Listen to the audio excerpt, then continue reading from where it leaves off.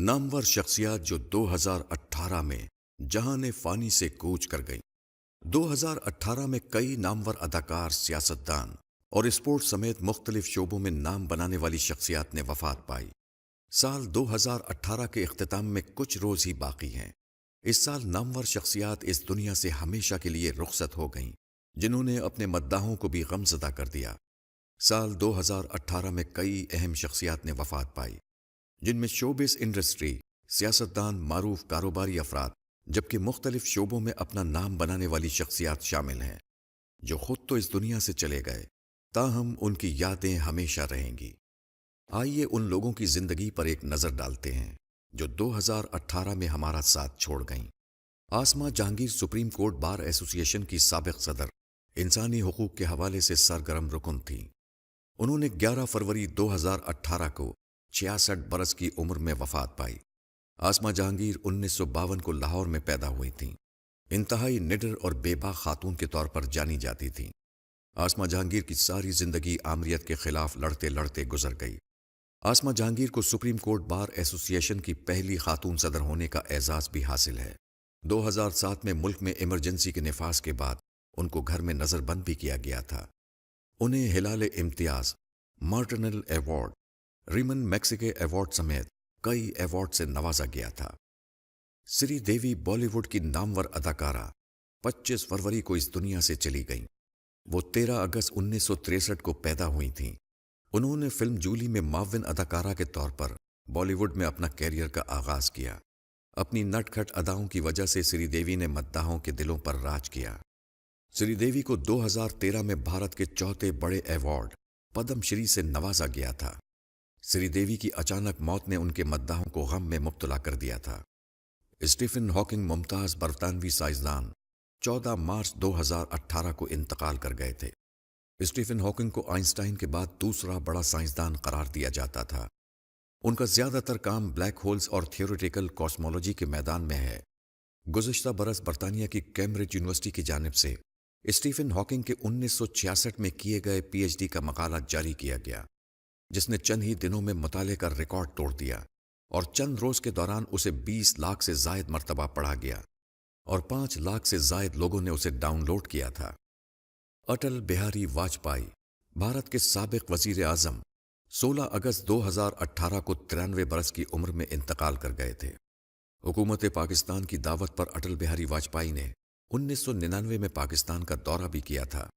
اٹل بہاری واجپئی نے 1940 میں سیاست میں قدم رکھا تھا۔ 1942 کی بھارت چھوڑو تحریک میں پرجوش حصہ لیا۔ تحریک کی شدت کو دیکھ کر تحریک کے شرکاء کو پکڑا جانے لگا تو یہ بھی گرفتار ہو گئے اور انہیں 24 دنوں کی قید بھگتنی پڑی۔ اٹل بہاری واجپئی 2 مرتبہ ملک کے وزیر اعظم رہے۔ پہلی مرتبہ 16 مئی 1996 سے 1 جون 1996، یعنی 15 دن کے وزیر اعظم رہے۔ دوسری مرتبہ 19 مارچ 1998 سے 22 مئی 2004 تک وزارت عظمیٰ کی ذمہ داریاں نبھا چکے ہیں۔ واجپئی ملک کے صف اول کے سیاسی رہنما کے ساتھ ہندی کے عمدہ شاعر بھی تھے۔ بیگم کلثوم نواز سابق وزیر اعظم نواز شریف کی اہلیہ تھیں۔ انہوں نے 11 ستمبر 2018 کو لندن میں وفات پائی تھی۔ کلثوم نواز علاج کی غرض سے لندن میں زیر علاج تھیں۔ کلثوم نواز نے اسلامیہ کالج خواتین اور پنجاب یونیورسٹی سے تعلیم حاصل کی تھی۔ نواز شریف سے ان کی شادی 1971 میں ہوئی تھی۔ کلثوم نواز 1999 سے 2002 تک مسلم لیگ نون کی صدر رہیں۔ انہوں نے 12 اکتوبر 1999 کے بعد جنرل ریٹائرڈ پرویز مشرف کے خلاف 1 سال تک تحریک چلائی۔ کلثوم نواز کو 3 بار خاتون اول ہونے کا اعزاز بھی حاصل ہے۔ کلثوم نواز نے پاناما کیس میں نواز شریف کی نااہلی کے بعد الیکشن بھی لڑا تھا، جس میں کامیابی حاصل کر کے وہ رکن قومی اسمبلی منتخب ہوئیں، تاہم بیماری کے باعث وہ لندن میں تھیں، جس کی وجہ سے حلف نہ اٹھا سکیں۔ سابق امریکی صدر جارج ایچ ڈبلیو بش رواں برس 1 دسمبر کو انتقال کر گئے۔ جارج بش سینئر نے 94 برس کی عمر میں وفات پائی۔ جارج بش امریکہ کے 41ویں صدر رہ چکے ہیں۔ وہ 1989 سے 1993 تک اس عہدے پر فائز رہے۔ بش سینئر اس سے قبل 1981 سے 1989 تک صدر رونالڈ ریگن کے نائب صدر بھی رہ چکے ہیں۔ 1976 تا 1977 میں George Bush senior central intelligence director کے عہدے پر فائز رہے، جبکہ 1971 تا 1973 تک انہوں نے اقوام متحدہ میں امریکی مندوب کے فرائض سر انجام دیے۔ جارج بش سینئر نے 4 دہائیوں سے جاری سر جنگ کے خاتمے میں اہم کردار ادا کیا تھا۔ فلم، ٹی وی اور ریڈیو کے ممتاز اداکار علی اعجاز 18 دسمبر کو دل کا دورہ پڑنے کے باعث انتقال کر گئے تھے۔ علی اعجاز کی عمر 77 برس تھی۔ علی اعجاز نے 1967 میں کیریئر کا آغاز کیا۔ علی اعجاز نے 28 فلموں میں فن کے جوہر دکھائے۔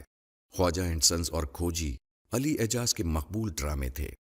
علی اعجاز کو 1993 میں صدارتی تمغہ برائے حسن کارکردگی سے نوازا گیا تھا، جبکہ انہوں نے لائف ٹائم اچیومنٹ ایوارڈ سمیت کئی ایوارڈ اپنے نام کیے۔ سابق ہاکی اولمپئن منصور احمد طویل علالت کے باعث 12 مئی کو انتقال کر گئے تھے۔ انہوں نے پاکستان کے لیے 338 انٹرنیشنل ہاکی میچز کھیلے، جبکہ 1986 سے 2000 کے درمیان 3 اولمپکس کی نمائندگی کی۔ منصور احمد نے 24 سال قبل پاکستان کو چوتھی بار ہاکی کا عالمی چیمپئن بنایا تھا۔ انہیں دنیا کا نمبر 1 گول کیپر ہونے کا اعزاز بھی حاصل تھا۔ سعودی صحافی جمال کو مبینہ طور پر استنبول کے سعودی قونصل خانے میں 2 اکتوبر کو قتل کیا گیا تھا۔ وہ واشنگٹن پوسٹ کے ایک مقبول کالم نگار تھے۔ جمال کا قتل پوری دنیا میں ایک سیاسی مسئلہ بن گیا۔ معروف ماہر امور خانہ داری زبیدہ آپا نے 4 جنوری کو وفات پائی۔ زبیدہ آپا معروف مصنف انور مقصود کی ہمشیرہ تھیں، جبکہ انہوں نے امور خانہ داری میں ماہر ہونے کے باعث شہرت پائی تھی۔ زبیدہ آپا کا پورا نام زبیدہ طارق تھا۔ معروف عالم دین، مذہبی اسکالر اور جمعیت علماء اسلام کے سربراہ مولانا سمیع الحق کو 2 نومبر کو قتل کیا گیا تھا۔ وہ جامع دارالعلوم حقانیہ اکوڑا خٹک کے بھی سربراہ تھے۔ مولانا سمیع الحق نے خود بھی دارالعلوم حقانیہ سے تعلیم حاصل کی تھی۔ مولانا سمیع الحق دفاع پاکستان کونسل کے چیئرمین اور سینٹ رکن بھی رہے۔ حاجی عبدالوہاب تبلیغی جماعت کے تیسرے امیر تھے۔ حاجی عبدالوہاب نے اپنی پوری زندگی تبلیغ دین اور دین کی اشاعت کے لیے وقف کر رکھی تھی۔ 1922 میں ان کی پیدائش دہلی میں ہوئی۔ آپ کا آبائی گاؤں گمتھلا راؤ، تحصیل تھانے سر، ضلع کرنال امبالہ ڈویژن ہے۔ آپ کا تعلق راجپوت خاندان سے ہے۔ تقسیم ہند سے قبل انہوں نے بطور تحصیلدار فرائض سر انجام دیے۔ ہجرت کے بعد آپ پاکستان میں ضلع وہاڑی کے تحصیل بورے والا کے چک نمبر 331 ٹوپیاں والا میں آباد ہوئے۔ 18 نومبر 2018 کو طویل علالت کے بعد انتقال کر گئے۔ تبلیغی مرکز رائے ونڈ اعلانیہ کے مطابق مولانا عبدالوہاب نجی ہسپتال میں زیر علاج تھے۔ حاجی محمد عبدالوہاب کا جنازہ شیخ الحدیث حضرت مولانا مفتی نذر الرحمان نے پڑھایا، جو حاجی عبدالوہاب رحمۃ اللہ علیہ کی وصیت کے مطابق تبلیغی جماعت کے امیر بنائے گئے ہیں۔ حاجی عبدالوہاب کے جنازے میں ایک محتاط اندازے کے مطابق 12 لاکھ سے زائد افراد نے شرکت کی۔ یہ جنازہ پاکستان کی تاریخ کا سب سے بڑا جنازہ تھا۔ علی رضا آبدی کو 25 دسمبر کو ان کے گھر کے باہر فائرنگ کر کے قتل کیا گیا۔ علی رضا آبدی 1972 میں کراچی میں پیدا ہوئے تھے۔ علی رضا آبدی 2013 میں پہلی مرتبہ ایم کیو ایم کے ٹکٹ پر قومی اسمبلی کے رکن منتخب ہوئے تھے۔ علی رضا آبدی نے ایم کیو ایم کی قیادت سے اختلاف کے باعث پارٹی کو خیرآباد کہہ دیا تھا۔ نے ابھی تک ہمارا چینل سبسکرائب نہیں کیا ہے تو ابھی سبسکرائب کر لیں، ساتھ ہی بیل کے بٹن کو کلک کرنا نہ بھولیں تاکہ آنے والی ہر ویڈیو بر وقت آپ تک پہنچ سکے۔ ویڈیو پسند آنے کی صورت میں لائک اور شیئر ضرور کریں۔